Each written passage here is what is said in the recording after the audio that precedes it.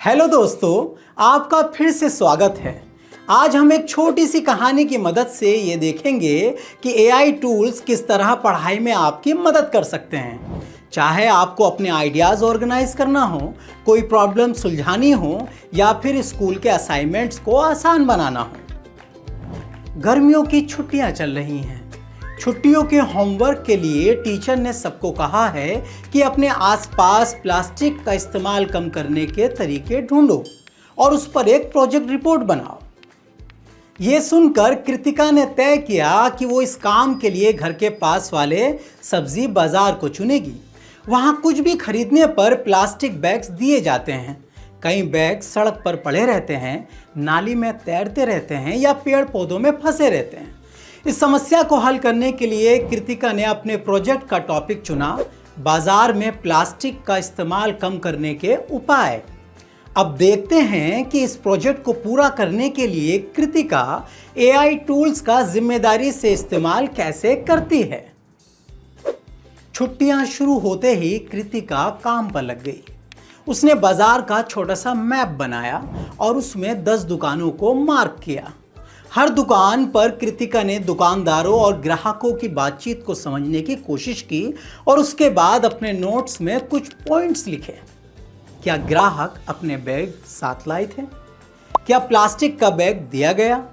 क्या दुकानदार ने प्लास्टिक की जगह कपड़े या कागज का बैग दिया? कौन से दुकानदार सबसे ज्यादा प्लास्टिक के बैग्स का इस्तेमाल कर रहे हैं? साथ ही उसने ये भी समझने की कोशिश की कि बाजार में किस समय ज़्यादा भीड़ होती है। कौन से दुकानदार प्लास्टिक के अलावा किसी और प्रकार के बैग्स का इस्तेमाल कर रहे हैं। उसने ग्राहकों और दुकानदारों से ये भी पूछा कि वे प्लास्टिक बैग्स को क्यों चुनते हैं। यहाँ कृतिका ने जो किया उसे फील्ड वर्क कहते हैं, यानी जहां समस्या है वहीं जाकर उसको समझने की कोशिश करना और सवाल पूछकर उसके बारे में जानकारी इकट्ठा करना। जब भी हम कोई प्रोजेक्ट करते हैं तो अलग अलग सोर्सेज से, जैसे ऑब्जर्वेशंस, बातचीत, किताबें या ऑनलाइन सोर्सेज इत्यादि से जानकारी इकट्ठा करना ज़रूरी है। तभी हमें सब कुछ ठीक से पता चलता है और फिर हम एआई टूल्स का सही इस्तेमाल कर पाते हैं। जब सारे नोट्स इकट्ठा हो गए तो कृतिका घर जाकर उन्हें ध्यान से चेक करने लगी। ऐसा करने के बाद उसे वो कारण भी समझ आए जिनकी वजह से लोग प्लास्टिक बैग्स का ज़्यादा इस्तेमाल करते हैं। फिर उसने सोचा कि एआई टूल की मदद से शायद उसे सब कुछ और अच्छे से समझ आएगा। वो जानना चाहती थी कि प्लास्टिक का यूज़ ज़्यादा क्यों है और क्या बाकी बाज़ारों में भी लोगों की यही आदतें हैं। उसने एक जनरेटिव एआई चैटबॉट से मदद लेने के बारे में सोचा। एआई चैटबॉट को प्रॉम्प्ट देने के लिए कृतिका ने context plus task plus instruction वाला फॉर्मूला इस्तेमाल किया। हम इस फॉर्मूले के बारे में पहले भी सीख चुके हैं। कॉन्टेक्स्ट: मैं 9वीं कक्षा की छात्रा हूँ और सब्जी बाजार में प्लास्टिक यूज़ कम करने पर एक प्रोजेक्ट बना रही हूँ। मैंने 10 दुकानों को ऑब्जर्व किया और 20 लोगों से बात की है। टास्क: प्लास्टिक ज़्यादा यूज़ किए जाने के मुख्य कारण क्या हैं और प्लास्टिक के उपयोग को लेकर सरकार द्वारा बनाए गए नियमों के बारे में भी समझाओ। इंस्ट्रक्शन: ये सब आसान भाषा में बताओ और हर फैक्ट का सोर्स भी लिखो। कुछ ही पलों में चैटबॉट ने एक लिस्ट तैयार कर दी। प्लास्टिक सस्ता है और आसानी से मिल जाता है। इसके विकल्प उतने मजबूत नहीं हैं और सरकार ने पतले पॉलीथीन बैग्स पर बैन लगाया है।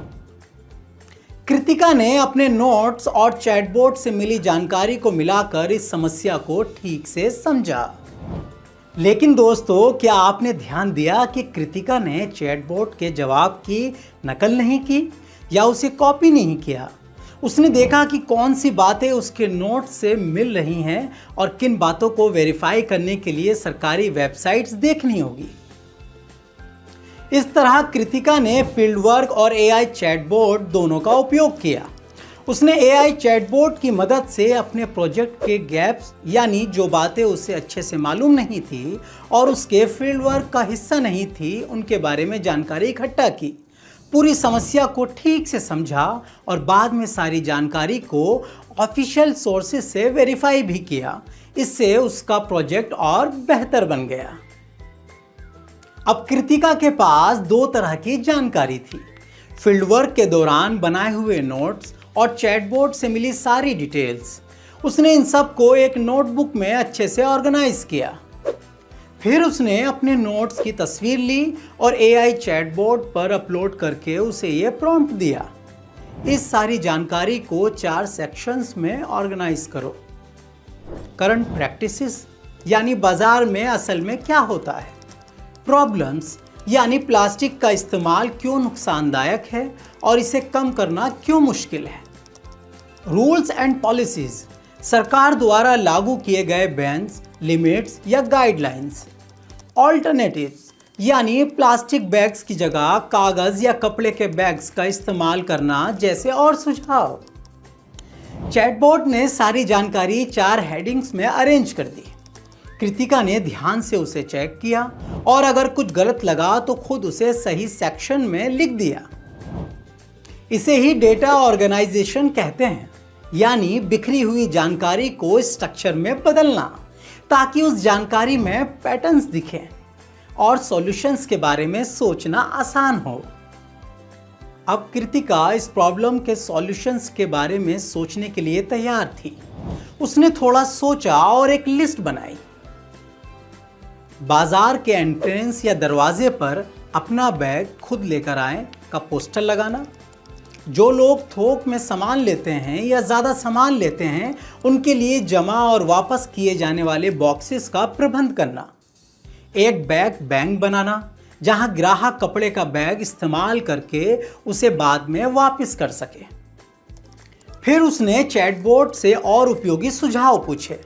चैटबॉट ने कुछ और सुझाव दिए, जैसे डबल लेयर्ड पेपर बैग्स का इस्तेमाल करना और कम्युनिटी ड्राइव्स में कपड़े बैग्स बनवाना। कृतिका ने अपनी लिस्ट और चैटबॉट के सुझावों को मिलाकर एक फाइनल लिस्ट बनाई, जिसमें ऐसे सॉल्यूशंस थे जो अपनाए जा सकते हैं और बाजार में काम आ सकते हैं।